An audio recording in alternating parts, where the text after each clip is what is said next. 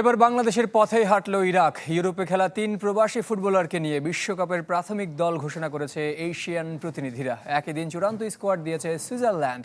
আর দল ঘোষণার আগেই হুঙ্কার দিয়ে রেখেছেন Netherlands coach Ronald Komen.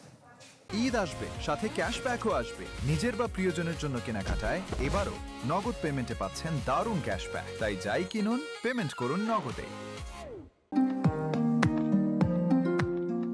Yohan Cruyff, van Basten, Ruud Gullit, Arjen রোবেনদের মতো কিংবদন্তি ফুটবলার নিয়েও কখনো বিশ্বকাপ জেতা হয়নি নেদারল্যান্ডসের। গ্রেটেস্ট শো অন আর্থে অর্জন বলতে শুধু ৩ final. France, Spain, Portugal, Brazil, আর্জেন্টিনার জনপ্রিয়তার আড়ালে এবারও খুব একটা আলোচনায় নেই ডাচরা। তার উপর দল ঘোষণার আগেই ছিটকে গেছেন একাদশের নিয়মিত 3 ফুটবলার ম্যাথাইস ডিলিক্স, জার্ডি শাউটেন ও জাভি সিমন্স।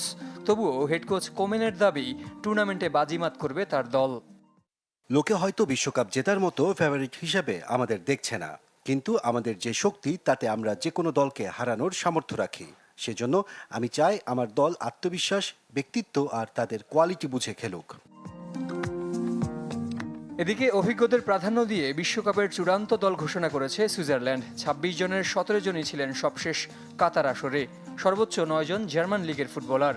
সুইসদের হয়ে টানা চতুর্থ বিশ্বকাপ খেলার অপেক্ষায় মিডফিল্ডার গ্রানিট শাকা ও ফুলব্যাক রিকার্দো রদ্রিগুয়েজ।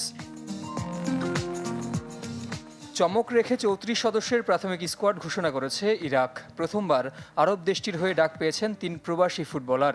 দারিনো নামো ফিনল্যান্ড, ইউসেফ নাসরাউই জার্মানি ও সুইডেনের বয়সভিত্তিক দলে খেলেছিলেন আহমেদ কাসেম। বর্তমানে স্কটিশ লিগে দারিনো, বায়ার্ন মিউনিখের ইউথ দলে নাসরাউই আর MLS-এর ন্যাশভিলে খেলেন কাসেম। 2 জনের মধ্যে 26 জনের চূড়ান্ত স্কোয়াড দিতে হবে দলগুলোকে। জহির সাগর, চ্যানেল 24।